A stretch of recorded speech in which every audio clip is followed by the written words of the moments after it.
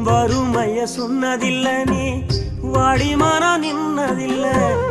எதையுமே தனக்குன்னு நீ இதுவரை என்னவில்லை சொத்து சுகம் வந்ததில்ல ஒரு சொந்த அள்ளி தந்ததில்ல எத்தனையோ துன்பத்திலும் நீ யாரையுமே நுந்ததில்ல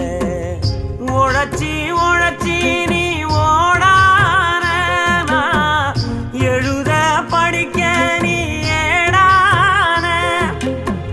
நேர்ம வழி போகும் தேரான நிலச்சி நிக்க நீ வேறான அல்லும் பகலும் துயர கடலில் நீராடி என்ன ஆழமா